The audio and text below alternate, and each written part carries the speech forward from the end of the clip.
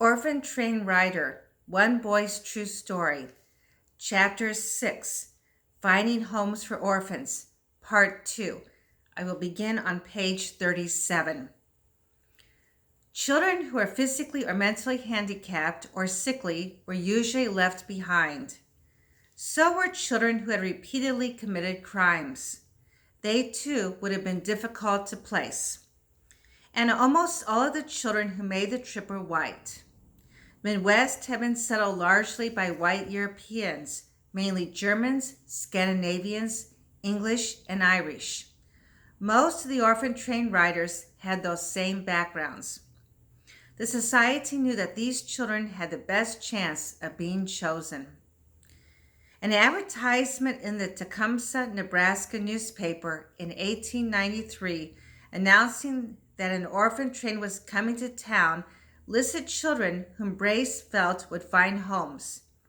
It read in part, "All children received under the care of this association are of special promise in intelligence and health, and are in age from 1 month to 12 years, and are sent free to those receiving them on 90 days trial, unless a special contract is otherwise made. Homes are wanted for the following children: 8 boys, ages 10, 6, and 4 years. English parents, blondes. Very promising, 2 years old, blonde, fine-looking, healthy American. Has had his foot straightened. Walks now okay. 6 years old, dark hair, and yes, good-looking and intelligent, American. 10 babies, boys and girls from 1 month to 3 months. 1 boy baby has fine head and face, black eyes and hair, fat and pretty, 3 months old. From 3 or 4 to as many as 300 children went on one train for a trip that could last for a few days or a few weeks. Sometimes the children filled a whole car or even several cars. Older children cared for younger children. Sometimes passengers and trainsmen helped agents care for the children or gave money for food and milk. People also liked buying candy for them. At regular train stops, the children got off to play and run off energy. Sometimes the children were lined up for people to see every time their train pulled into a station.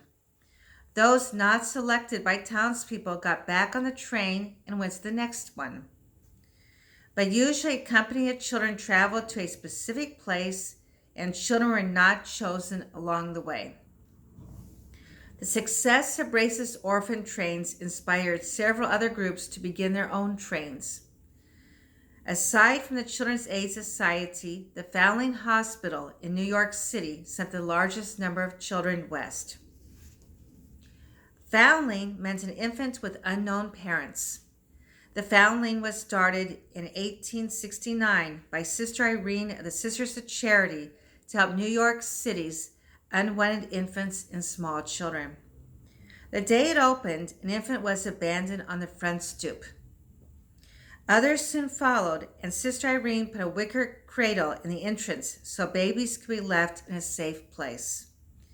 So many babies were brought to the Foundling that in 1873, Sister Irene decided to start her own program to find homes for them. Only Catholic families could apply.